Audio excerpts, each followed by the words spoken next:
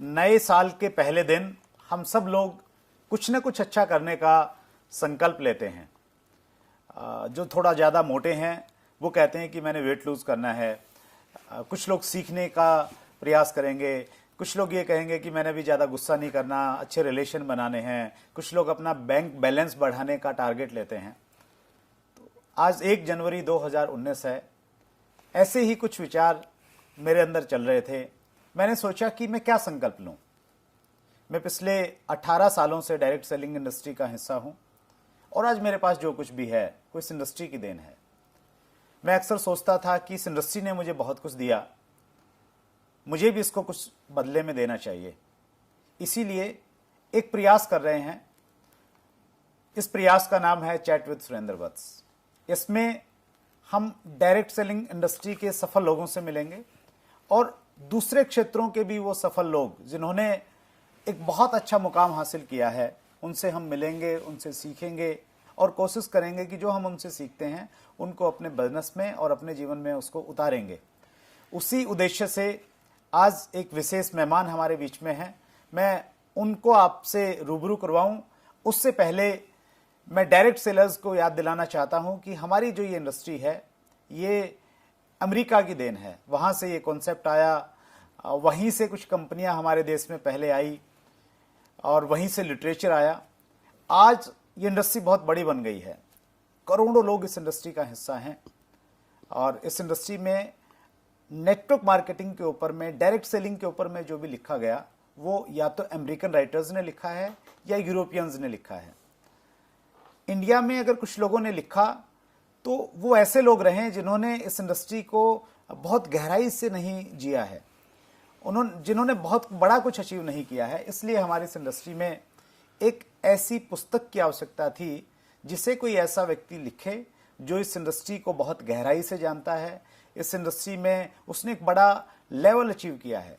क्योंकि ये ऐसी इंडस्ट्री है यहाँ पे एक व्यक्ति पहले किसी लेवल को अचीव करता है और उसके बाद वो अपने साथियों को, अपने कुलीग्स को मोटिवेट करता है कि आप भी इस रास्ते पे चल के यहाँ पे पहुँच सकते हैं।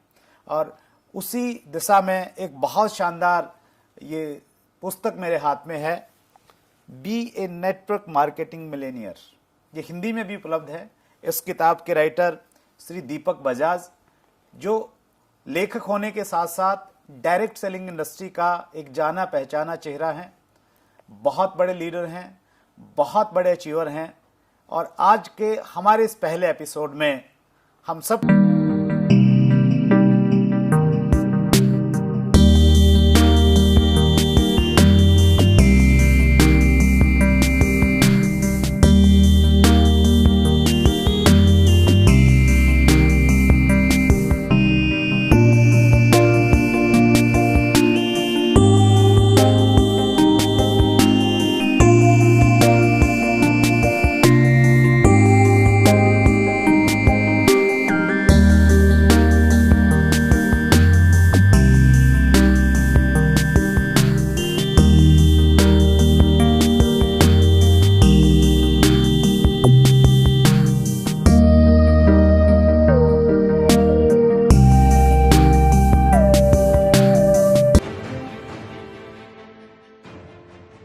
Thank you so much sir. स्वागत है दीपक बजाज जी, बहुत बहुत आपका। शुक्रिया।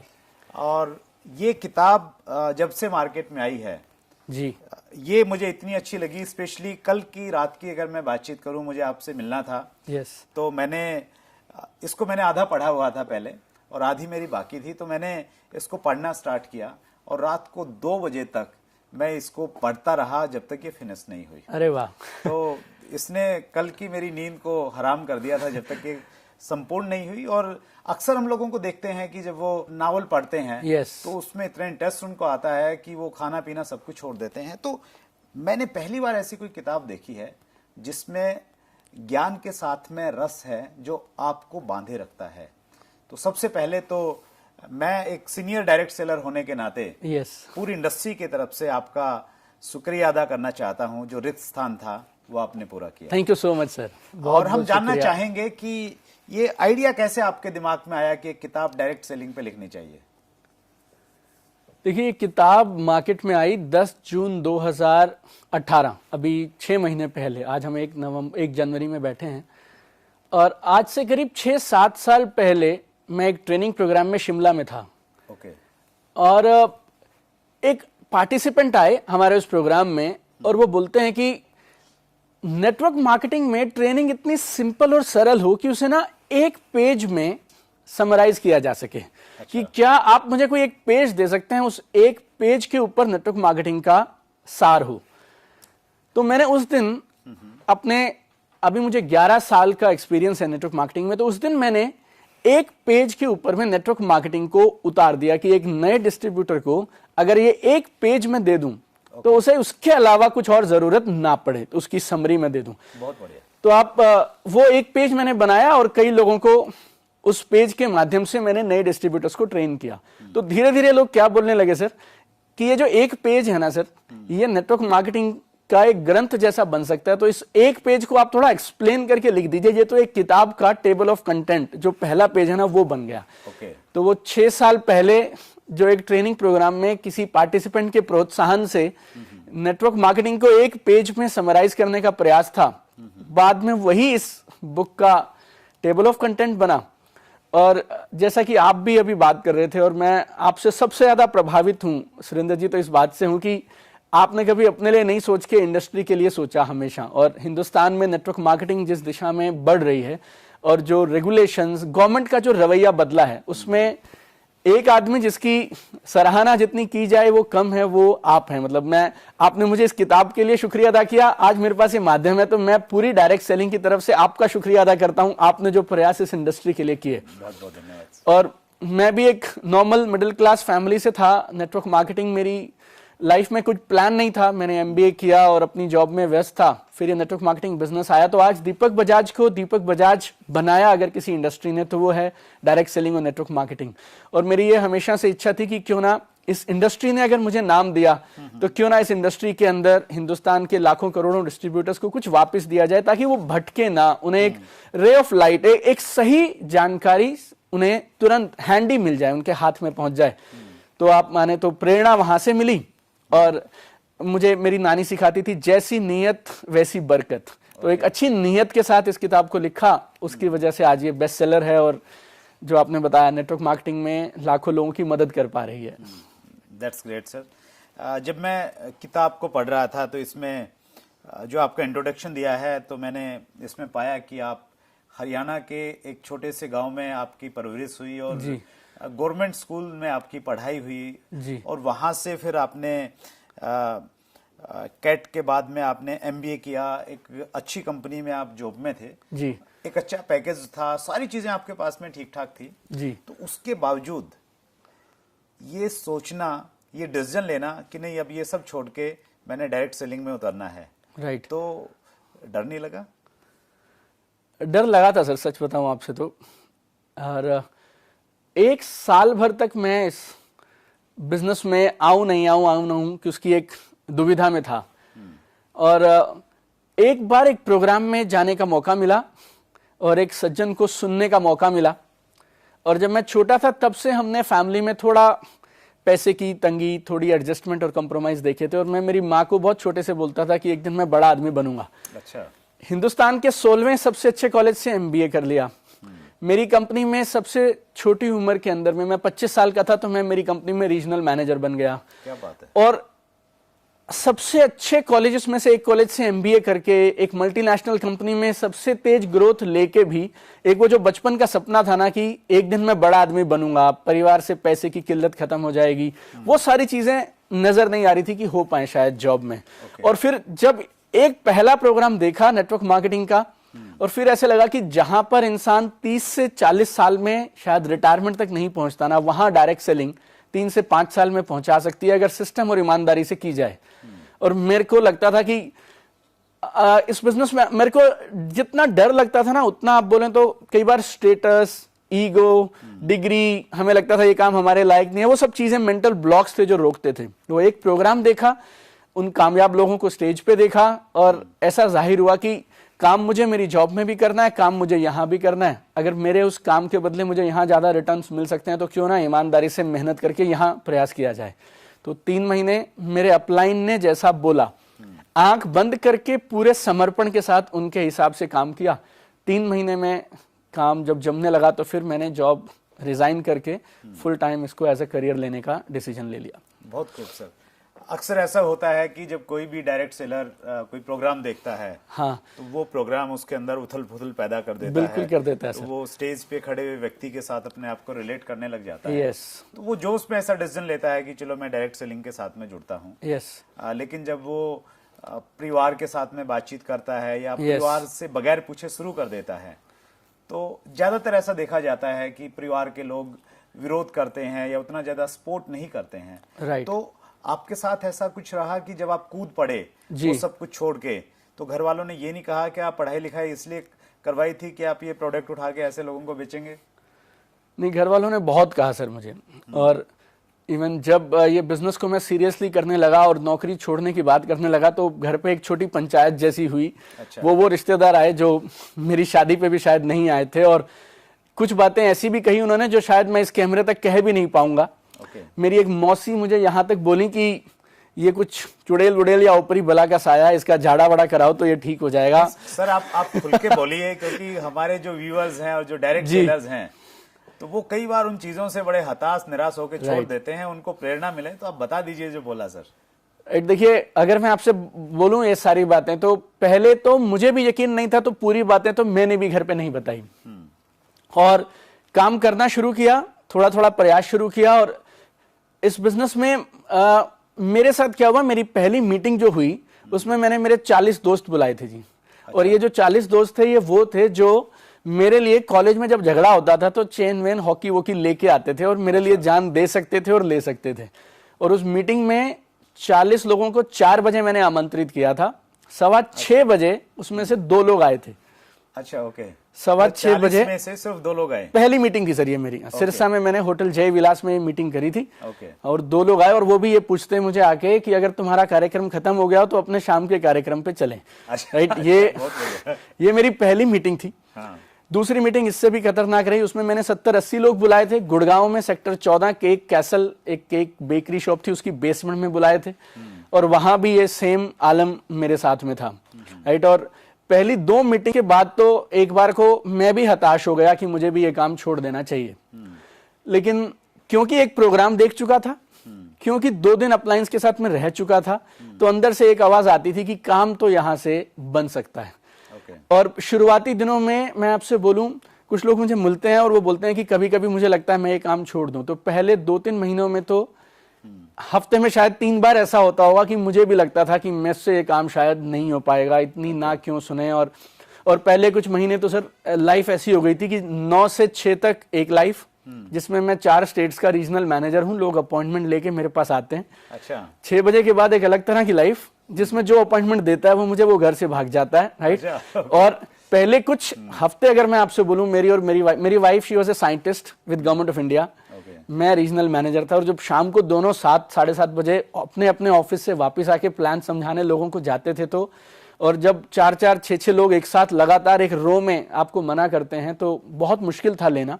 लेकिन एक चीज मैं और मेरी वाइफ, एक चीज ने हमें बांध के रखा और रोक के रखा, हम बचपन से कुछ चीजें हासिल करना चाहते थे।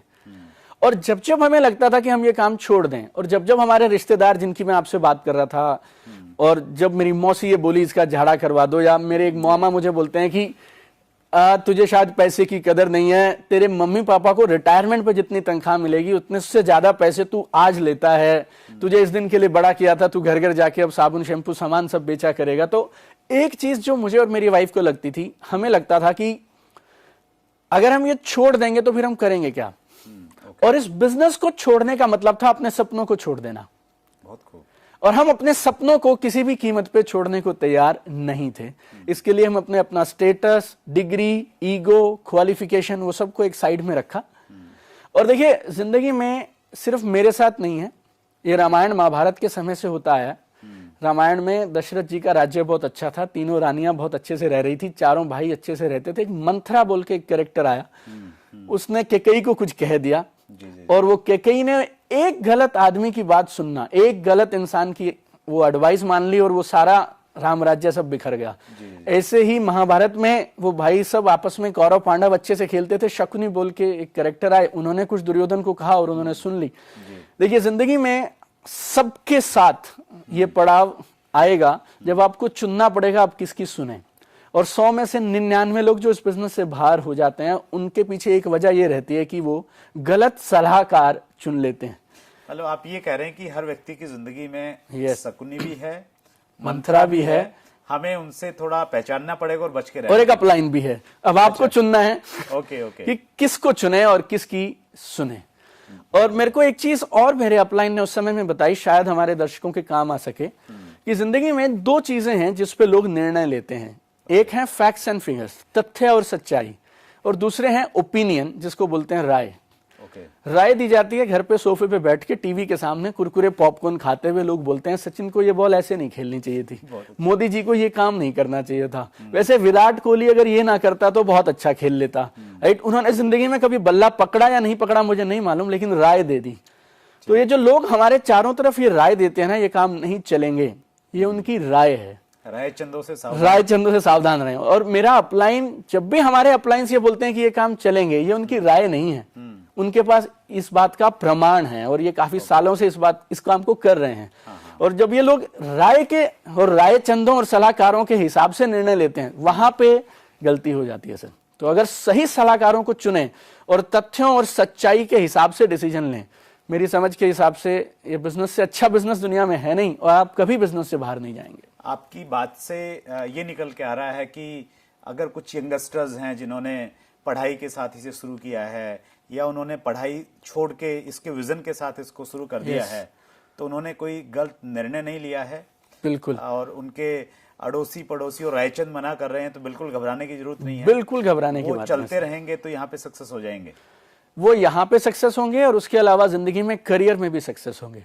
क्योंकि आपने ये बात छेड़ दी तो मैं आपको 2 महान लोगों का रेफरेंस देना चाहूंगा इसी बात पे।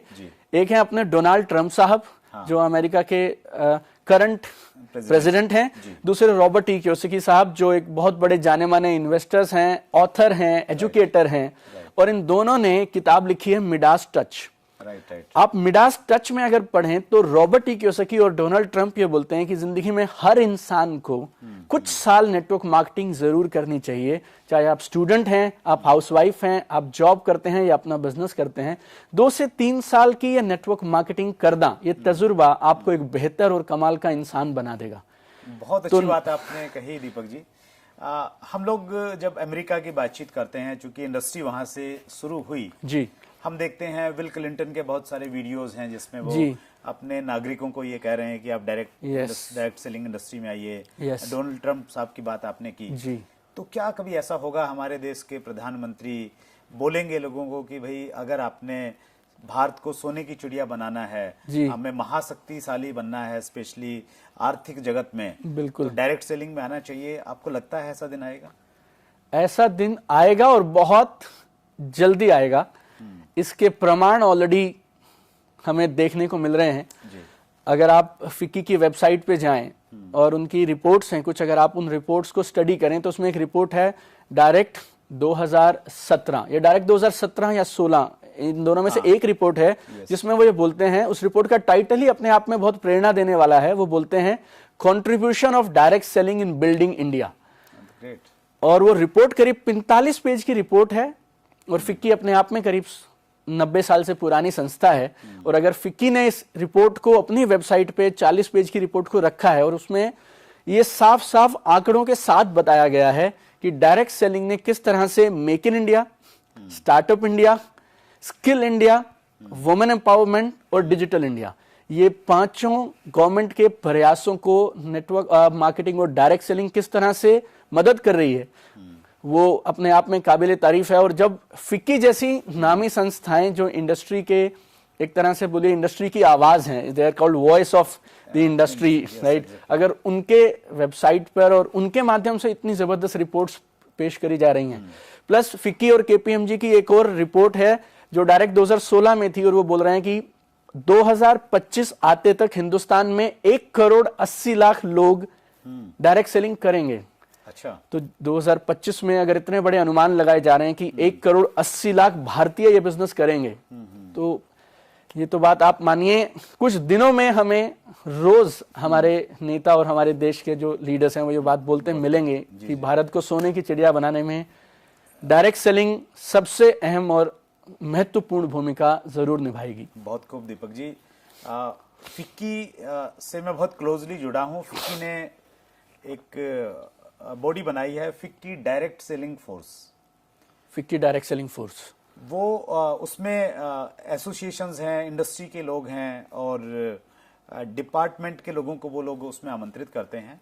तो मेरा सौभाग्य है कि मुझे भी उसमें जाने का और पार्टिसिपेट करने का मौका मिलता है। और आज जो गाइडलाइन आई हैं और गाइडलाइन के आने के बाद में जो हमारे यहाँ कंज्यूमर प्रोटेक्शन एक्ट है उसमें अमेंडमेंट की बातचीत चल रही है। तो इसमें फिक्की जैसी और जो दूसरी ऑर्गेनाइजेशंस हैं, IDSA है, FDSA है, तो इनका बहुत बड़ा योगदान है और ये संस्थाएं आपस में काम कर रही हैं।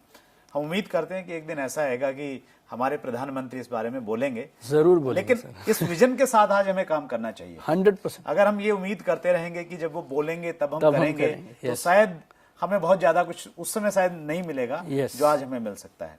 बहुत खूब। एक मैं नेक्स्ट पड़ाव पे मैं अपनी बातचीत को लेके जाता हूं दीपक जी। आज के टाइम में जब डायरेक्ट सेलिंग की बातचीत करते हैं, न्यूज़पेपर में भी आता है और बहुत सारे लोग मानते हैं कि आने वाले टाइम का बिजनेस है जी, लेकिन जब एक नया व्यक्ति डायरेक्ट सेलिंग चुनने जाता है कि मुझे किस कंपनी के साथ में जाना है, हालांकि गाइडलाइंस हैं, वो गाइडलाइन को चेक कर सकता है कि ये कंपनी इस गाइडलाइंस को फॉलो कर रही है या नहीं कर रही है, लेकिन उसे उतनी जानकारी नहीं होती आरंभ में। राइट। एक व्यक्ति को अगर सही कंपनी चुनना है जी, तो वो किन चीजों का ध्यान रखे? क्या, हालांकि किताब में आपने बड़ी बखूबी इस चीज को कवर किया है, तो मैं चाहूंगा कि हमारे व्यूअर्स के सामने आप संक्षेप में इस चीज को बताएं कि एक अच्छी कंपनी मतलब क्या क्या चेक किया जाए। देखिए, अगर एक सिंपल और सरल सा हम फ्रेमवर्क रखें, क्योंकि जो भी आदमी या जो भी डिस्ट्रीब्यूटर किसी के पास जाएगा वो अपनी कंपनी को ही बेहतर बताएगा, राइट। और ये समस्या आती है कि अब मैं किसकी बात सुनूं। तो अगर हमारे पास एक फ्रेमवर्क हो जाए, एक यूनिवर्सल फ्रेमवर्क बन जाए, तो हम उसमें आकलन कर सकते हैं कि कौन सी कंपनी करनी चाहिए, किसमें फ्यूचर ब्राइट है, राइट। तो 4 चीजें अगर आप किसी भी एक कंपनी में देख लें, कोई भी अगर उन 4 कंपनी, इन चारों को मैं ऐसा बोलता हूं, ये 4 स्तंभ हैं जिसपे एक डायरेक्ट सेलिंग कंपनी की नींव है। ये चारों स्तंभ, इस पे एक कंपनी खड़ी है। अगर ये चारों स्तंभ मजबूत रहेंगे तो कंपनी पीढ़ी दर पीढ़ी तक रहेगी और डिस्ट्रीब्यूटर्स अपने वो सारे सपने पूरे कर पाएंगे जो सोचकर वो डायरेक्ट सेलिंग चुनते हैं। तो इन चारों स्तंभ को अगर मैं आपसे एक एक करके बताऊं, तो पहला है कंपनी की क्रेडिबिलिटी और कंपनी का ट्रैक रिकॉर्ड। कंपनी की क्रेडिबिलिटी और ट्रैक रिकॉर्ड बोले तो डायरेक्टर्स कौन है, क्या करते थे, कितनी पुरानी कंपनी है, रजिस्ट्रेशंस वगैरह सब पूरे हैं कि नहीं, सरकार के द्वारा ये कंपनी मान्यता प्राप्त है या नहीं। और अब जब से FDS से हमारे साथ है, IDS से हमारे साथ है, तो ये बहुत एक सिंपल एक छोटी सी चीज अगर हम चेक कर लें, कम से कम वो कंपनी FDS से और IDS से जैसी संस्थाओं से मान्यता प्राप्त कंपनी हो, उनकी मेंबर हो, राइट। तो ये कंपनी की क्रेडिबिलिटी और ट्रैक रिकॉर्ड सबसे जरूरी। नंबर 2, कंपनी के पास में अच्छे प्रोडक्ट्स और सर्विसेज होने चाहिए। अच्छा। और अगर मैं एक लाइन में आपसे बोलूं कि अच्छे प्रोडक्ट और सर्विस में किसे बोलता हूं, ऐसे प्रोडक्ट्स और सर्विसेज जिनको बिना नेटवर्क मार्केटिंग का प्लान अपॉर्चुनिटी बताए भी बेचा जा सके, राइट। मैंने साइड कर दिया कि नेटवर्क मार्केटिंग है, प्लान है, प्रोडक्ट अपने आप में इतना शानदार हो और उस रेट पे उपलब्ध हो कि आम आदमी अपनी जरूरतों के लिए वैसे भी उसको खरीद ले। ऐसे प्रोडक्ट और services, product value for money होना चाहिए। यस, क्योंकि बहुत सारी कंपनीज, क्योंकि हिंदुस्तान में इंडस्ट्री बूम कर रही है, तो बहुत सारी नकली कंपनीज डमी प्रोडक्ट्स दिखा देती हैं। वो प्रोडक्ट में ना तो कुछ वैल्यू है, ना आप उसे अदरवाइज उसके 1/10 कॉस्ट पे भी, 10वें हिस्से की कॉस्ट में भी उसको नहीं खरीदेंगे। लेकिन क्योंकि सरकार की गाइडलाइंस है, उन्हें पूरा करने के लिए कई बार कंपनीज एक पर्दा जैसा दिखाती हैं, डमी प्रोडक्ट्स। तो वैल्यू फॉर मनी अगर हम चेक कर लें तो वो प्रोडक्ट्स और सर्विसेज, ये दूसरा स्तंभ हो गया। सही सर, मैं एक चीज इसी पॉइंट में और ऐड करूंगा, आप अपने पॉइंट्स कवर करेंगे। जो गाइडलाइंस हैं सेंट्रल गवर्नमेंट के द्वारा जो इश्यू की गई है, उसमें भी बहुत साफ साफ लिखा गया है कि कंपनी जो प्रोडक्ट अवेलेबल करवा रही है, जो सर्विस दे रही है, वो वैल्यू फॉर मनी होनी चाहिए। अगर वो वैल्यू फॉर मनी का प्रोडक्ट नहीं है, तो इट मींस वो गाइडलाइंस को फॉलो नहीं कर रहा है। बहुत बढ़िया सर। तो पहला हुआ कंपनी की क्रेडिबिलिटी और ट्रैक रिकॉर्ड, दूसरा हुआ कंपनी के प्रोडक्ट्स और सर्विसेज, तीसरा कंपनी का जो इनकम प्लान है, वो भी बेहतरीन इनकम प्लान हो और गवर्नमेंट की गाइडलाइंस के साथ में इनकम प्लान हो। जो ये कंपनी से जो कमिटमेंट देते हैं कि आप इतना लगाएं इतना आएगा, बिना कुछ किए आएगा, इस तरह के प्लान से लोग बच के रहें। देखिए बिना कुछ, जहां आपको ये सुनने को मिल जाए ना, आप आइए, कुछ पैसा लगाइए और उसके बाद लगातार आएगा। जितना दूर हो सके ऐसे लोगों से दूर रहें, और अगर कहीं शिकायत कर सकते हैं तो जरूर शिकायत भी कर दें। राइट, तो कंपनी की क्रेडिबिलिटी और ट्रैक रिकॉर्ड, अच्छे value for money products and services, company का अच्छा इनकम प्लान हो जो सस्टेनेबल हो, और वो ना जो पैसा आपको कंपनी दे रही है उसका एक सोर्स होना चाहिए। रेवेन्यू जनरेशन हो कहां से रहा है, प्रोडक्ट की सेल होगी, उसमें से ही कंपनी कोई मार्जिन दे सकती है। जहां पे आपको ऐसा दिखे कि कुछ भी नहीं बेचना, बस आप आइए और हो जाएगा, आप समझिए वहां कुछ ना कुछ तो गड़बड़ है। राइट, तो एक रेवेन्यू जनरेशन मॉडल हो, राइट, प्रोडक्ट की सेल के बाद पैसा आता हो, राइट, वो अच्छा मैं मानूंगा, वो इनकम प्लान अच्छे हैं। और चौथा, एक अच्छी कंपनी के पास एक अच्छा एजुकेशन सिस्टम हो, तो आप जिन भी अपलायंस के साथ में जुड़ रहे हैं, जो आपके सीनियर्स हैं, स्पॉन्सर्स हैं, उनके पास भी एक प्रूवन तरीका हो, काम कैसे किया जाए, काम को कैसे आगे बढ़ाया जाए। आपको कुछ टूल्स वूल्स ब्रोशर्स वगैरह कुछ कंपनी दे दे, ताकि आप अपनी नौकरी या अपनी दुकान के साथ, स्टूडेंट्स हैं तो साथ साथ कर पाएं इसको। तो ये चारों चीजें अगर ठोस रहेंगी तो वो कंपनी के साथ आंख मूंद करके अच्छा समय है हिंदुस्तान में आज शुरू करने का, जरूर करना चाहिए। बढ़िया सर, आपने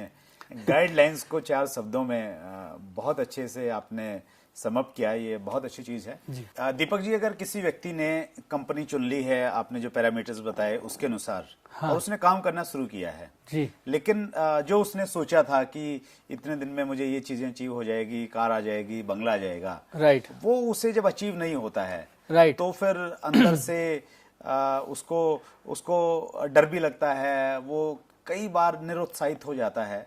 तो ऐसी स्थिति को कैसे फेस किया जाए? देखिए, मैं आपको अब इसका 2 जवाब देता हूं। पहले तो ऐसा कुछ करें कि ऐसी स्थिति आए ना। अच्छा। और दूसरा, अगर ये आ जाए तो फिर क्या किया जाए। देखिए, अगर मैं आपसे पहली बात करूं तो आप नॉर्मली किसी भी आदमी को ये बिजनेस, कोई भी और ट्रेडिशनल बिजनेस जब कोई करता है, मान लीजिए उसने एक दुकान खोली, तो उसमें 20, 30, 50 लाख रुपए लगाते हैं, इंफ्रास्ट्रक्चर पूरा सेटअप करते हैं, स्टाफ रखेंगे, स्टॉक रखेंगे, वर्किंग कैपिटल, ये सब आएगा। और अगर उस बिजनेस में वो शख्स 2-3 साल में कामयाब हो गए, जमा लिया उन्होंने काम, प्रॉफिट आने लगा, तो इसको लोग नॉर्मल बोलते हैं।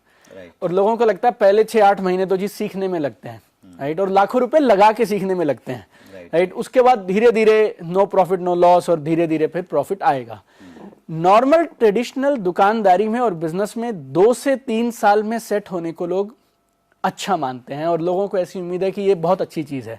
हम जब वो डायरेक्ट सेलिंग में आते हैं तो लोगों को ऐसा लगता है कुछ हफ्तों में, 3 मीटिंग में, 2 दिन में, आधा प्रोग्राम अटेंड करके कामयाबी मिलनी चाहिए। तो ये जो है ना, starting business with unrealistic expectation, ये जड़ है इस समस्या का, कि लोग गलत उम्मीदों के साथ इस बिजनेस को शुरू करते हैं। देखिए, ये लॉटरी नहीं है, स्कीम नहीं है, रातों रात अमीर होने का कोई टिकट नहीं है ये, राइट। ये एक प्रॉपर ट्रेडिशनल बिजनेस जैसा एक ठोस बिजनेस है, जो आप पीढ़ी दर पीढ़ी दे के जाएंगे अपने बच्चों को।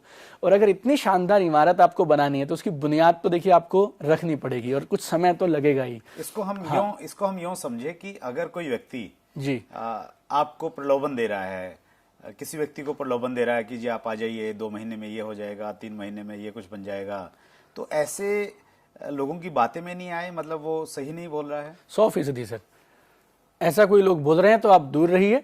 और अगर कंपनी ओवरऑल अच्छी है और कोई आदमी ऐसी बातें कर रहा है, तो फिर आप ये समझिएगा कि कंपनी बढ़िया है, प्लान और प्रोडक्ट और ये सब अच्छा है, लेकिन समय लगेगा, राइट। और इस एक्सपेक्टेशन से जब आप शुरू करेंगे, तो फिर आपको ये तकलीफ नहीं आएगी कि ये जमा क्यों नहीं, जमा क्यों।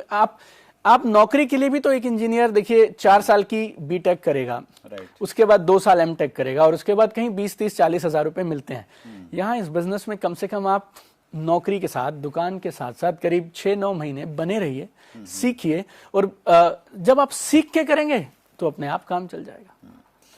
एक व्यक्ति ने प्लान तो किया कि चलो ठीक है, मैं पेशेंस रखता हूँ, काम किया, लेकिन उसके बावजूद भी रिजल्ट नहीं मिलते सम टाइम जी, तो उस स्थिति को फेस कैसे किया जाए? देखिए, वो जिंदगी में किधर भी हो सकता है सर, सिर्फ ऐसा नहीं कि नेटवर्क मार्केटिंग में हो सकता है, राइट। हर बिजनेसेस में अप एंड डाउन आते हैं, राइट।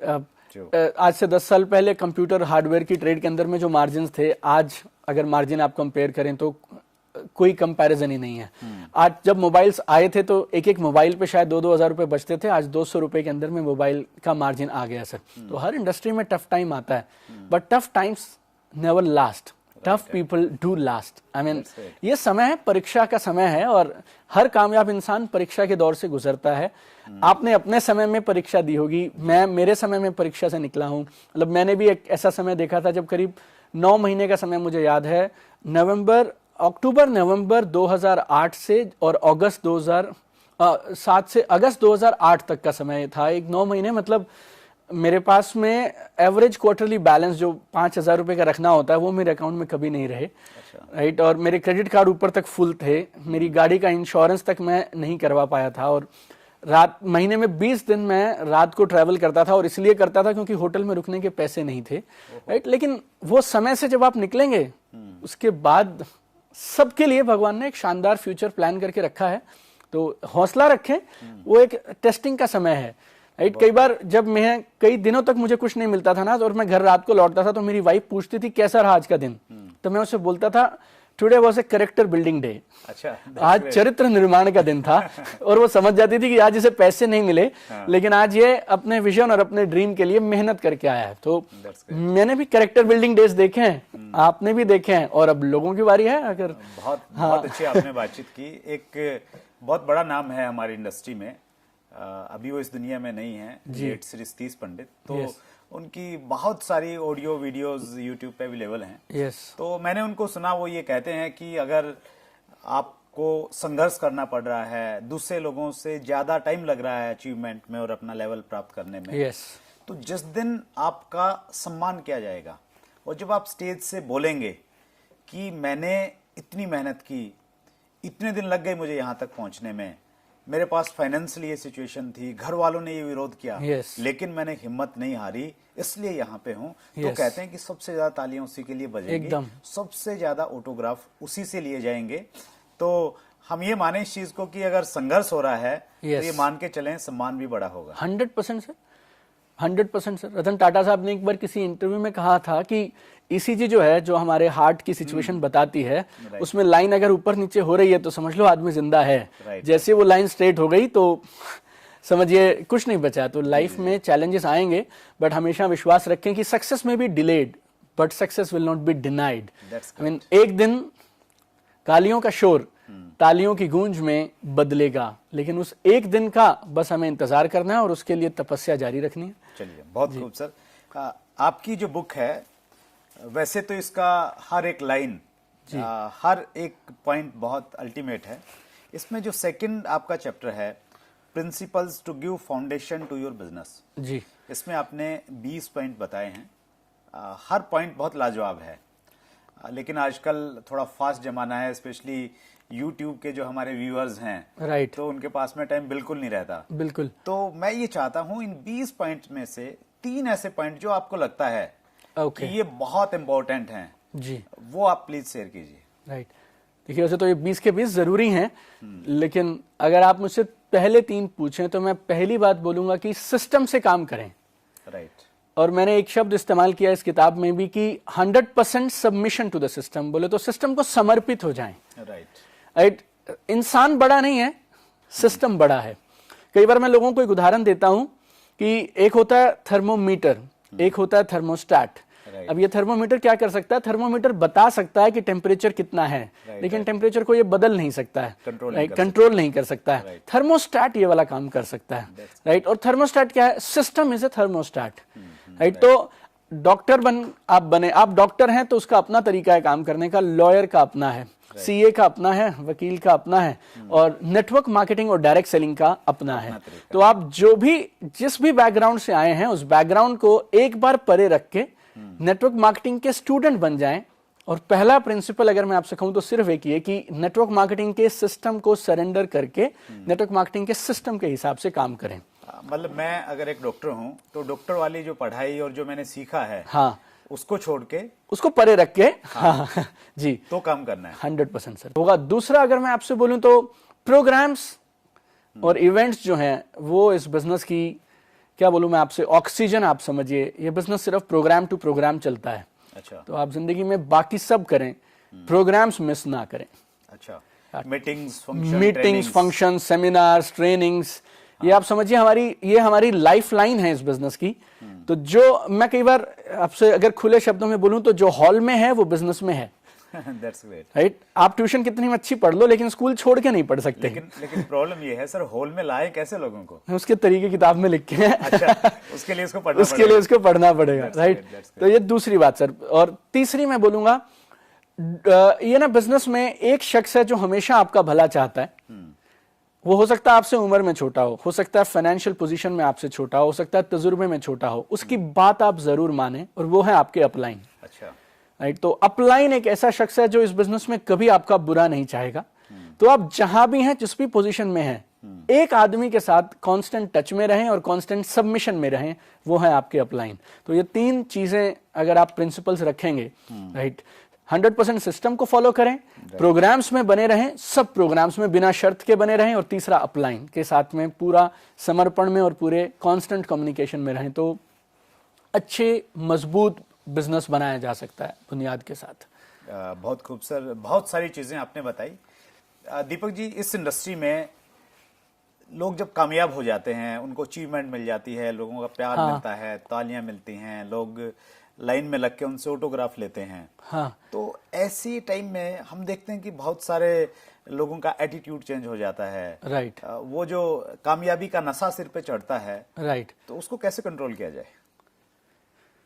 उसको कैसे कंट्रोल किया जाए? देखिए, मैंने बहुत सारे लोगों को इस बिजनेस में, टॉप लीडर्स को जो देखा है, तो मैंने 2-3 चीजें उनमें खास देखी हैं। एक तो ना, जो इस बिजनेस के बेसिक्स है ना, उन्हें लगातार करते रहिए। अच्छा, ठीक है, लगातार करते रहिए। राइट, जैसे स्विमिंग है, आप तब तक तैरते रहेंगे जब तक आप हाथ पैर चलाते रहेंगे। राइट, तो जैसे ही जिस वजह से तैर रहे हो, अगर वो काम करना ही बंद कर दोगे तो फिर डूब जाओगे। तो इस बिजनेस के बेसिक्स में अगर आप बने हैं ना, किसी भी लेवल पे पहुंच जाए, Yes. बेसिक्स को नहीं छोड़ना है। देखिए, जब आप बेसिक्स करते हैं ना, तो आप एक डिस्ट्रीब्यूटर की रियलिटी को दोबारा जीते हैं। Right, right. फिर आपको दर्द महसूस होता है कि यार वो एक सेल कितनी मुश्किल से आती है, वो एक रीपर्चेज का ऑर्डर कितना कठिनाई से आता है, वो धूप में जब एक आदमी बुला लेता है आपको और 2 घंटे इंतजार करना पड़ता है ना, तो फिर ना, जैसे ये कहना बहुत आसान और सरल है कि जी आप ना अपने अतीत को मत भूलिए, लेकिन अगर आप कुछ ऐसी प्रैक्टिसेस रखेंगे ना जिससे अतीत ना भूलें, तो वो ज्यादा बेटर है। राइट, विल पावर पे भरोसा मत करिए, राइट प्रैक्टिसेस पे भरोसा करिए। और राइट प्रैक्टिस बहुत सिंपल और सरल है, किसी भी लेवल पे चले जाओ, प्लान दिखाना, प्रोडक्ट्स की बात करना, ये मत भूलिए। अगर आप ये नहीं भूलेंगे तो आपको मालूम चल जाएगा आप खुद कहां से आए थे।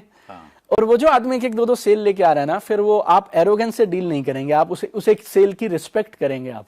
तो जैसे ही हम इस जमीन से जुड़े रहेंगे तो, और बेसिक्स करते रहेंगे लगातार बार बार, चाहे थोड़े करें चाहे कम करें, तो ये सिर पे नहीं चढ़ेगा सर। फिर आप आदर भी करेंगे बिजनेस का भी, प्रोफेशन का भी और अपने अतीत का भी। बहुत खूब सर, बहुत सारी अच्छी बातें आपने बताई, अपना अनुभव शेयर किया। हमारे इस कार्यक्रम का एक हिस्सा होता है, जब हम कामयाब लोगों से मिलते हैं, उनसे ये जरूर पूछते हैं कि भाई आपकी ज़िंदगी में कुछ ऐसी घटनाएं, कुछ ऐसे इंसिडेंट रहे होंगे जो बड़े फनी रहे होंगे, आप उनको याद करते होंगे तो आपको अच्छा लगता होगा, आपके चेहरे पे मुस्कुराहट आ जाती होगी।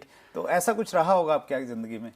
सर, जितना काम हमने किया है ग्राउंड लेवल पे, आप समझिए रोज रात को हम कोई ना कोई किस्सा लेके आते थे जो अपनी बीवी को सुनाते थे कि आज वो मिले, ऐसा हुआ। आपको एक इंसिडेंट बताता हूँ, एक वाकया बताता हूँ। और बहुत सारे लोगों को पब्लिक स्पीकिंग से बड़ा डर लगता है, कि स्टेज पे जाने से घबराते हैं, तो मैं भी उनमें से एक था।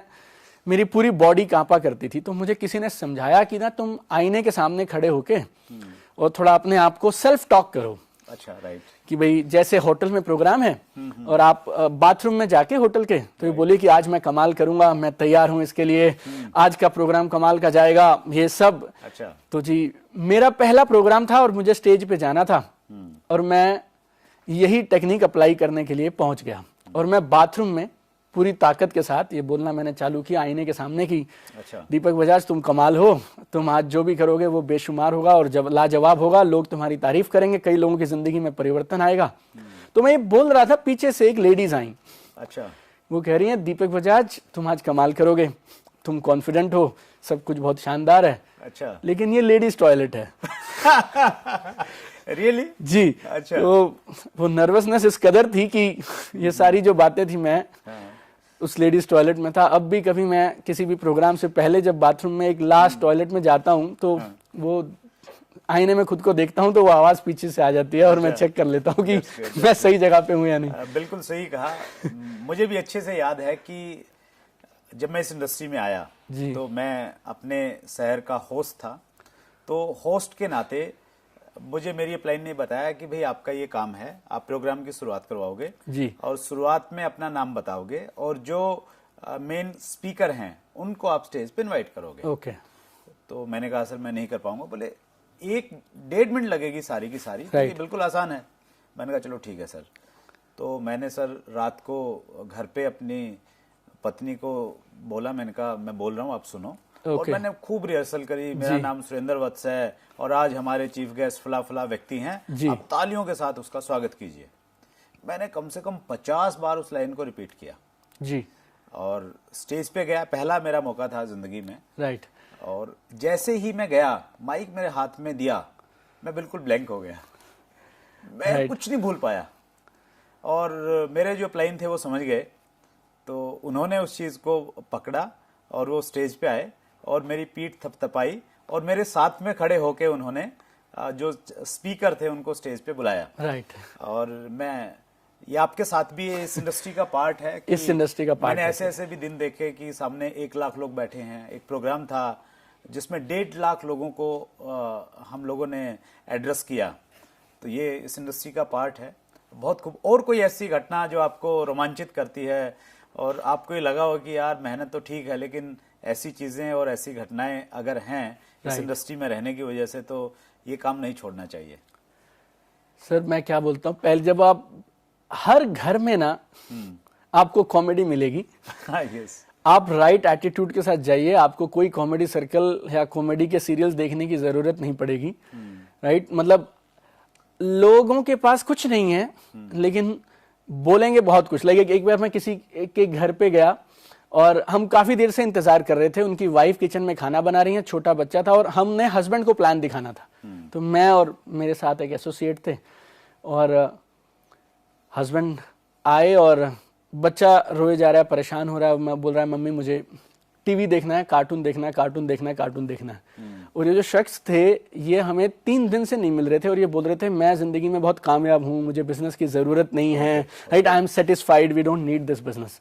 और अभी वो क्या है, वो बीवी खाना बना रही है, बच्चा जिद कर रहा है मम्मी मम्मी कार्टून देखना है, कार्टून देखना है। तो बीवी जैसे वो हस्बैंड आए और हम लोग बैठे हैं और बीवी देख के बोलती है भाई तू ना इसको देख ले, इसको मैं 8 साल से देख रही हूँ, ये रोज बोलता मैं जिंदगी में कमाल करूंगा, कुछ खास हो नहीं पाया, तो तू टीवी में मत देख, पापा को देख ले, यही कार्टून है। राइट, अब वो आदमी 3 दिन से जो हमें कह रहा था वो बेचारा घर जाके पहले पैसे दिया हम लोगों की, मैं आपके साथ शुरू करने को तैयार हूँ।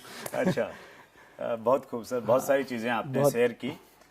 और इस बिजनेस की खूबी मैं यही मानता हूँ कि एक ऐसा एक कंप्लीट पैकेज है। यस, सही बोला। नॉलेज भी है, इसमें फन भी है, इसमें मस्ती भी है। मैं आपके बारे में पढ़ रहा था कि आपने लगभग आधी दुनिया घूम ली है इस बिजनेस में आने के बाद में। तो ये सारी चीजें हैं। दोस्तों मेरा ये मानना है कि ये जो किताब है ये एक अल्टीमेट बुक है और मुझे इसको पढ़ के ये ऐसा लगा कि मुझे आज से 18 साल पहले मिल गई होती तो जो अचीवमेंट मैंने 10 साल में मिली शायद मैं 2 या 3 साल में ले लेता। ये बहुत ईमानदार प्रयास है दीपक बजाज जी का और ये अमेजोन पे भी अवेलेबल है, हिंदी इंग्लिश दोनों भाषाओं में उपलब्ध है। मेरी स्पेशल रिकमेंडेशन है, आप इसको जरूर पढ़िए। आपने बहुत सारा समय दिया Deepak ji, thank you so much. My pleasure. Deepak Bajaj एक कामयाब शख्सियत बहुत सारे क्षेत्रों में। दोस्तों आपको हमारा आज का ये पहला एपिसोड कैसा लगा उसके लिए हमें आपकी राय चाहिए। आप कमेंट बॉक्स में जाके जरूर बताइए। इस चैनल को सब्सक्राइब कीजिए और नीचे जो बेल आइकॉन आपको दिख रहा है उसको जरूर दबाइए ताकि नोटिफिकेशन आपके पास में आती रहे। और इस कार्यक्रम में आप किन लोगों को सुनना चाहते हैं, किन लोगों से रूबरू होना चाहते हैं, उनके नाम आप जरूर लिखिए नीचे कमेंट बॉक्स में जाके। हम प्रयास करेंगे कि वो लोग जिनको आप सुनना चाहते हैं हम आपसे रूबरू करवाएं। बहुत बहुत धन्यवाद।